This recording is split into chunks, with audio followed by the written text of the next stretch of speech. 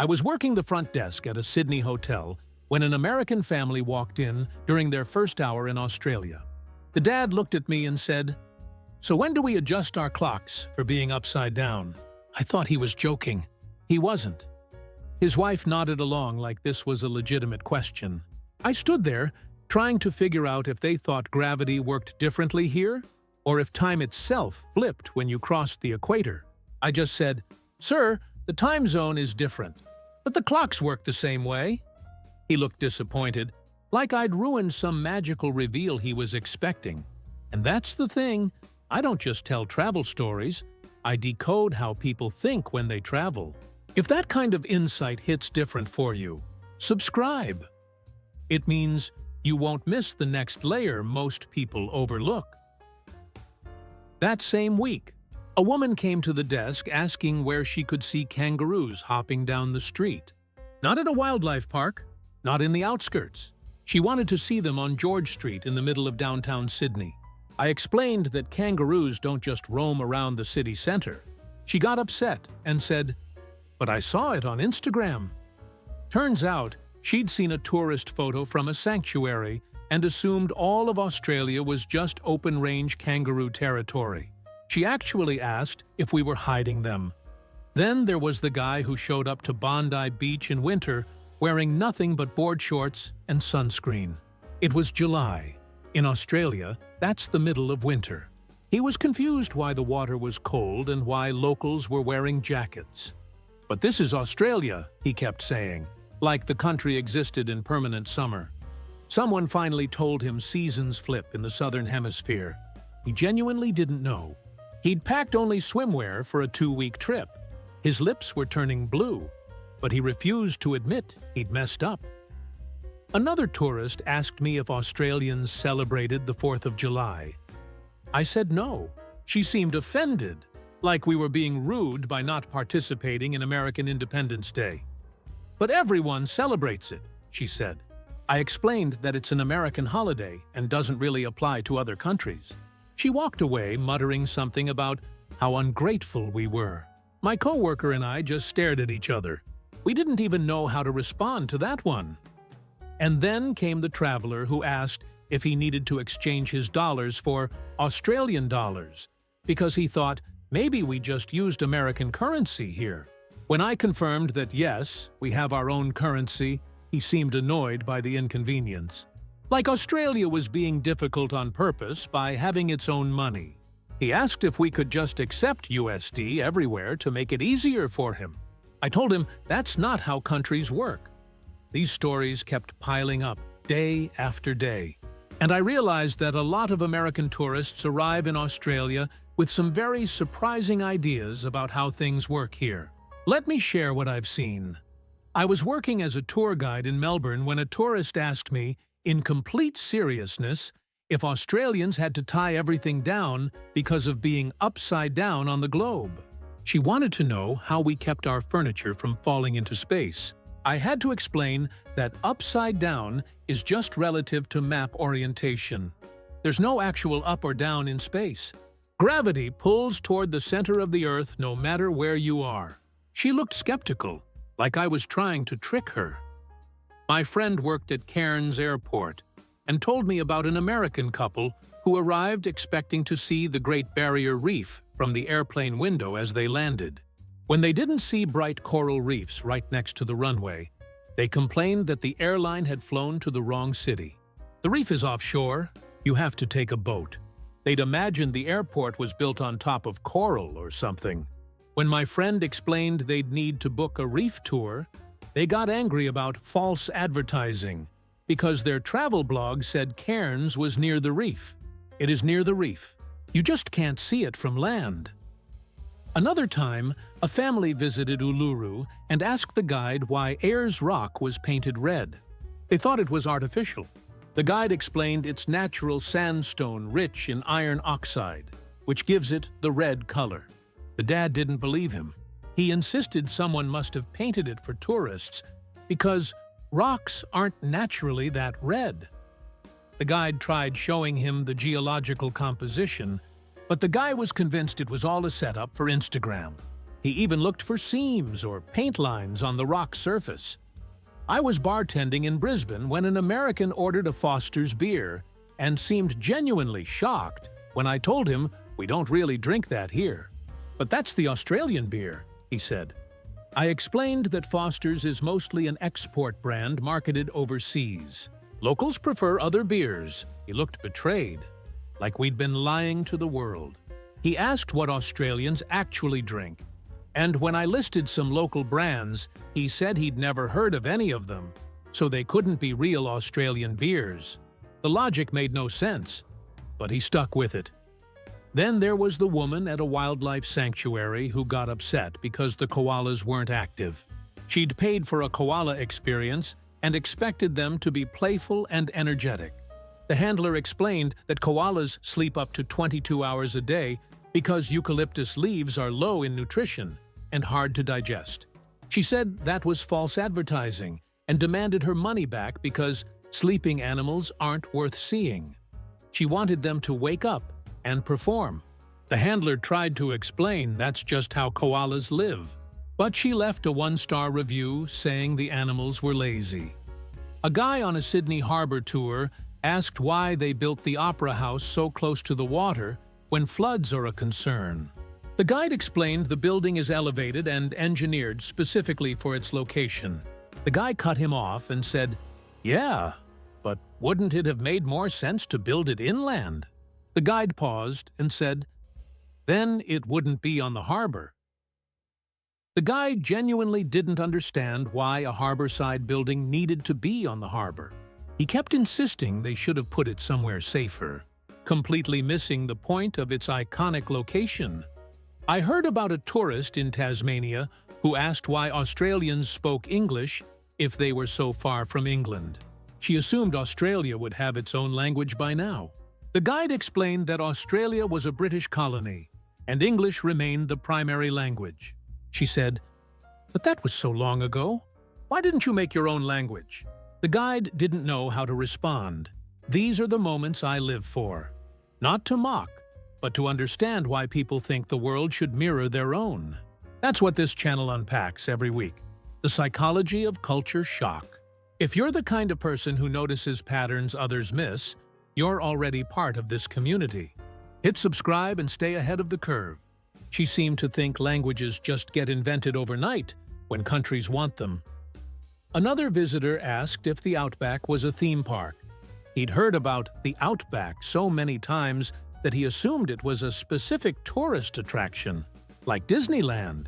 When someone explained it's a vast, remote, arid region covering most of the country's interior, he looked confused. "So it's not a place you can visit?" he asked. They explained you can visit, but it's not a single destination with tickets and rides. It's just a massive area of desert and wilderness. He still didn't fully grasp it. A woman in Cairns asked if the box jellyfish warnings were exaggerated for tourism purposes. She thought Australians played up the danger to make the country seem more adventurous.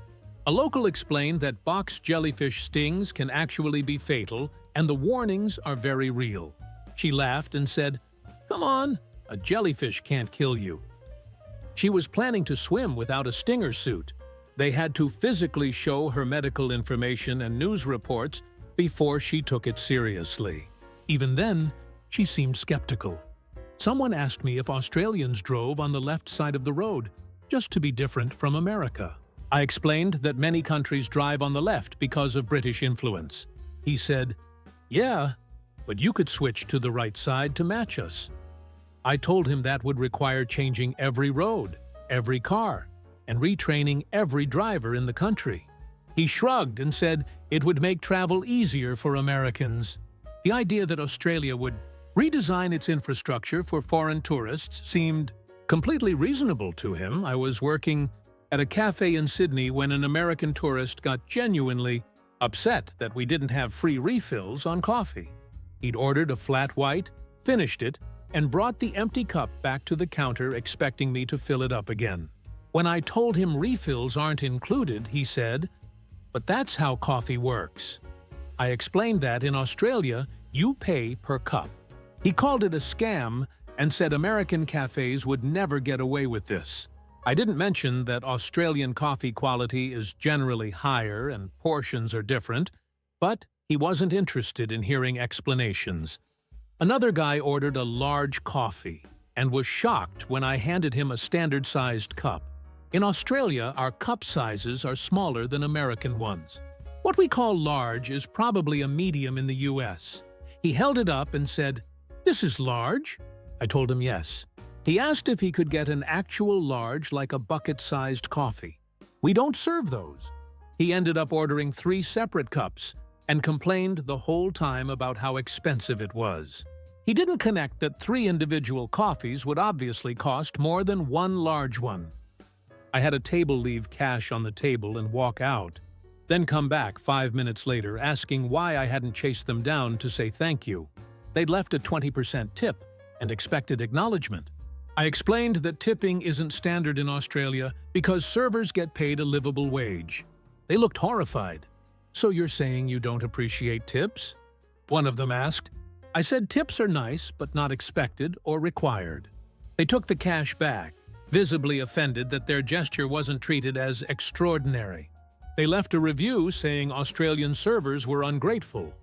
A woman ordered Vegemite on toast because she'd heard it was an Australian thing. When it arrived, she took 1 bite and spat it out. Then she loudly announced to the whole cafe that Vegemite was disgusting and questioned why Australians pretend to like it. A regular sitting nearby said, "You're supposed to spread it thin, not slather it on like peanut butter." She'd put a thick layer on her toast like it was Nutella. She insisted she'd done it right and that we were all lying about enjoying it. She posted a video online calling Vegemite a prank Australians play on tourists. Then there was the tourist who asked for normal bacon because he didn't like the bacon we served. In Australia, we typically have back bacon, which is meatier and less fatty than American crispy bacon. He wanted the thin, crispy strips. When I explained we don't usually serve that style, he said, "So you guys don't have real bacon here?" I told him what we serve is real bacon, just a different cut. He insisted American-style bacon was the only real kind and refused to believe other countries had their own bacon traditions. A family came in for breakfast and asked for biscuits and gravy. I thought they meant cookies and some kind of sauce, which made no sense. They got frustrated and said, "You know, biscuits and gravy. It's a normal breakfast." I had to look it up. Turns out, they meant something like a scone with a white sausage sauce, which isn't a thing in Australia.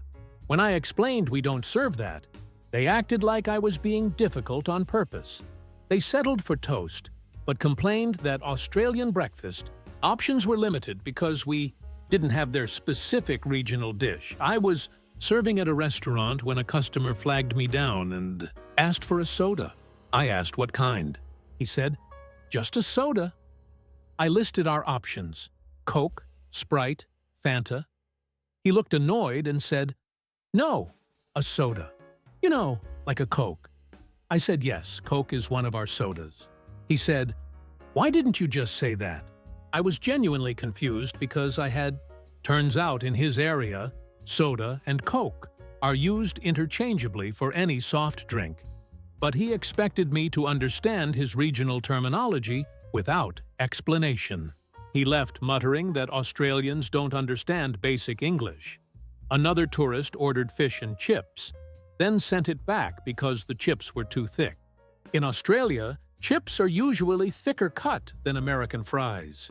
He wanted thin, crispy fries. I explained that's how we serve chips here. He said, "Well, it's wrong." He genuinely believed there was an objective, correct way to cut potatoes, and that Australia was doing it incorrectly. He asked if we could cut them thinner. Our kitchen wasn't set up for that. He ate them anyway, but left a review saying the restaurant didn't know how to make proper chips. A woman asked if we had any normal food on the menu. I asked what she meant. She said, "You know, like burgers or pizza." We had both. She clarified she wanted American-style versions, not Australian adaptations. I showed her our burger options. She said they didn't look right because we used beetroot and fried egg as toppings. She wanted a plain burger with only lettuce, tomato, cheese, and beef. We made it for her. She was satisfied, but told me Australian restaurants should label their burgers as weird versions, so Americans know what to expect. Someone ordered a meat pie, took one bite, and asked why it was hot. I said because it's a hot pie, fresh from the warmer. He said he thought it would be like an American pot pie, served on a plate with a fork. Our meat pies are handheld and meant to be eaten on the go. He didn't know that. He tried eating it with a knife and fork, which made a mess because the pastry crumbled.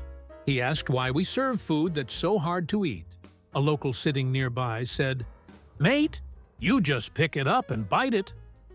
He refused, saying that was unsanitary. I was working at a car rental agency in Perth when an American tourist asked why the steering wheel was on the wrong side. I explained that in Australia, we drive on the left, so the steering wheel is on the right. He said, "But that doesn't make sense. How do you shift gears? Most of our cars are automatic, so it wasn't an issue, but he kept insisting the setup was backward. He asked if we had any normal cars with the wheel on the left. We didn't. He rented one anyway, but came back an hour later, saying it was too confusing and demanded a refund. Another traveler rented a car and called us in a panic because the speed limit signs were wrong. He'd seen a sign that said 100 and assumed it meant 100 miles per hour, which seemed insanely fast for a suburban road. I explained that Australia uses kilometers per hour, not miles. 100 kilometers is about 62 miles per hour. He went silent, then asked why we don't just use miles like normal countries. I told him most of the world uses the metric system. He said America didn't, so it wasn't most of the world. I didn't argue, but he'd been driving 20 kilometers per hour under the limit the whole time because he thought the signs were in miles. A tourist asked me why. Australian weather apps were broken because the temperature showed 30 degrees and it was hot outside. She thought 30 degrees meant freezing because that's around the freezing point in Fahrenheit. I explained we use Celsius. 30 degrees Celsius is about 86 Fahrenheit. She looked at me like I'd just made that up. She said, "Why would you use a temperature scale where 30 is hot?" I explained that Celsius is based on water's freezing and boiling points, which makes it logical. She said Fahrenheit made more sense to her, so everyone else was wrong.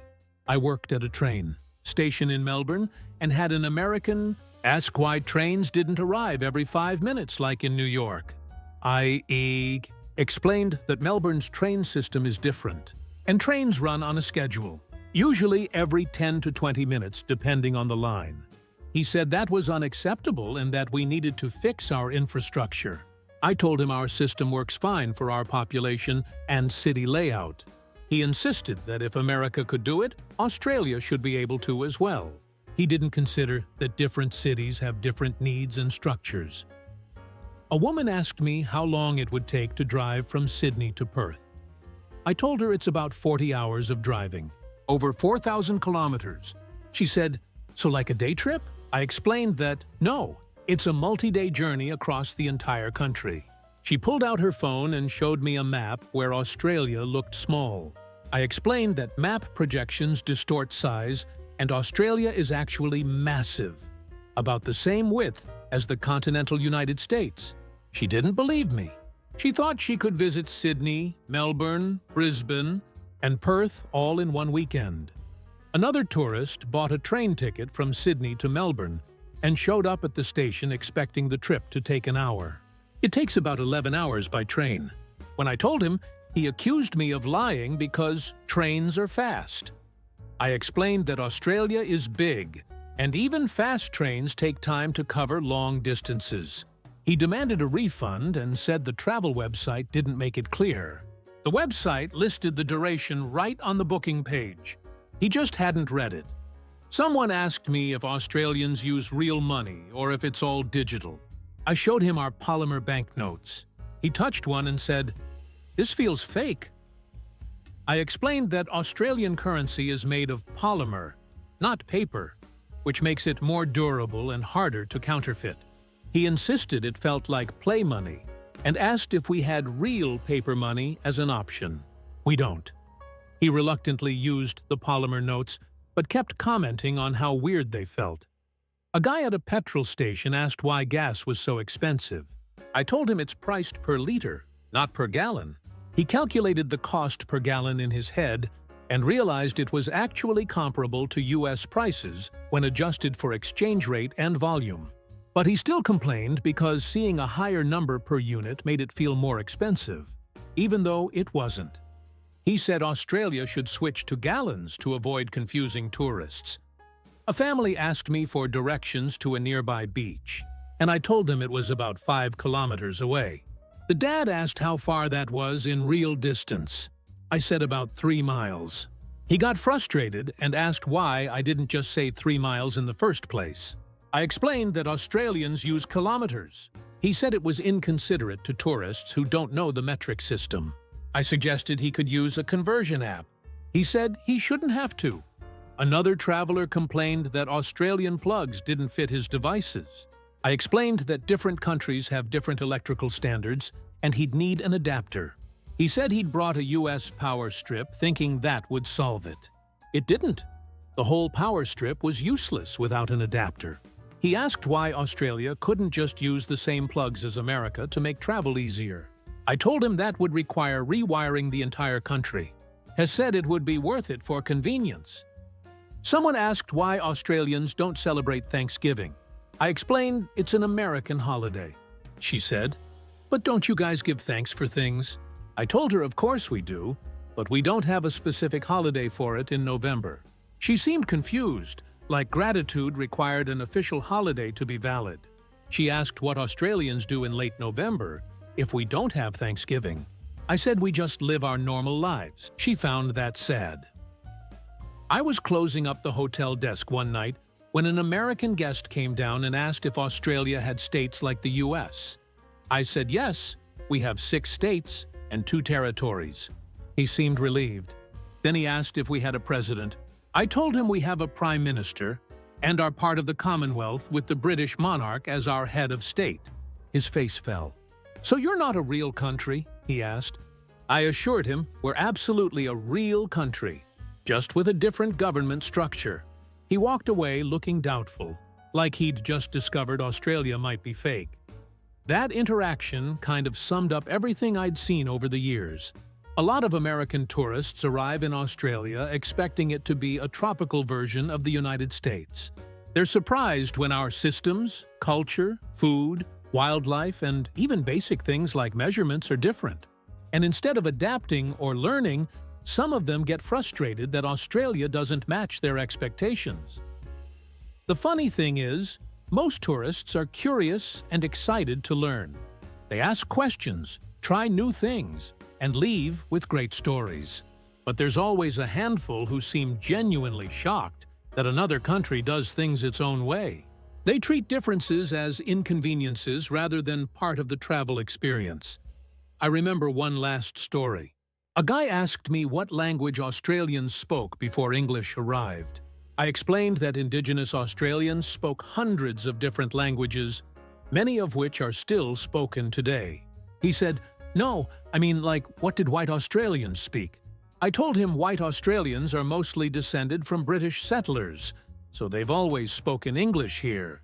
He couldn't wrap his head around the fact that not every population has an ancient, mysterious language hidden in their past. He wanted Australia to have some secret original language that we'd abandoned. These moments aren't meant to mock anyone. Travel is confusing. Every country has its quirks, and nobody knows everything before they visit. But the pattern I noticed is that some American travelers expect the whole world to operate on American terms.